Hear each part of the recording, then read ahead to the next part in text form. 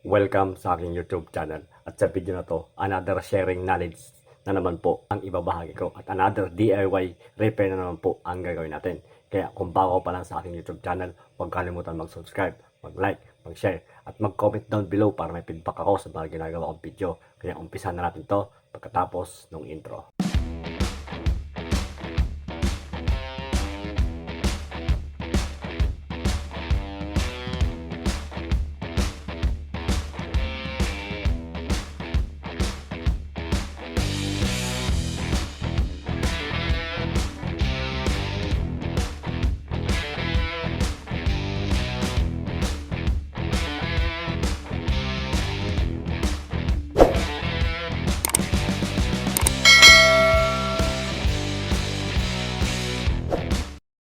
Meron lang akong basic na idea o basic tips na pwede mong gamitin kapag na-encounter mo yung ganitong klase ng problema sa electric fan. Sigurado ako na maraming nakaka-encounter ito. Yung problema dito sa may oscillation knob. Ito, ang tawag pala sa parts ng electric fan na to is oscillation knob. Kagaya ng electric fan na to, anong nangyayari dito, madali siyang matanggal.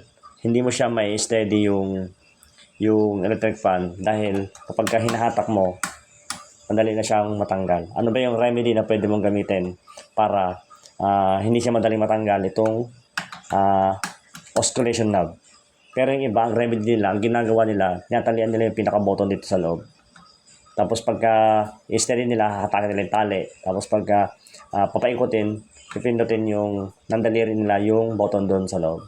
Pero yung ganito, meron siyang paraan para hindi siya madaling matanggal. Kasi lumuluwag po kasi ito. Kahatak mo to, lumuluwag na yung pinakalock nito. Hindi na siya kumakapit dito. Kaya kapag, ang tendency niyan, kapag lumuwag, matatanggal na siya. Pero ang remedy na pwede mong gamitin is gamit ka ng cable tie or any kind na panali dito para humigpit lang itong pinakalock ng oscillation knob. Pero ako to, ang ginagawa ko is yung cable tie. Kung wala kang cable tie, any kind na pwedeng panghigpit dito, pwede naman yan. Kaya tape, pwede na tipin para humigpit lang. Pero ako, cable tie yung meron ako. Kaya higpitan mo natin lang yan. Ilagay mo lang tong cable tie, tapos higpitan. Tapos, gupitin mo na tong sobra. Yan. Para humigpit yung lock na to dito sa loob. Para pag nilagay mo, maglalak na siya. Kagaya ito, nilagay natin. Lock natin. Yan. Tapos, idiin mo na lang siya ng tapos, hindi na siya madaling mahugot. Kasi mahigpit na yung lock niya sa loob. Yan. Hindi na siya madaling mahugot.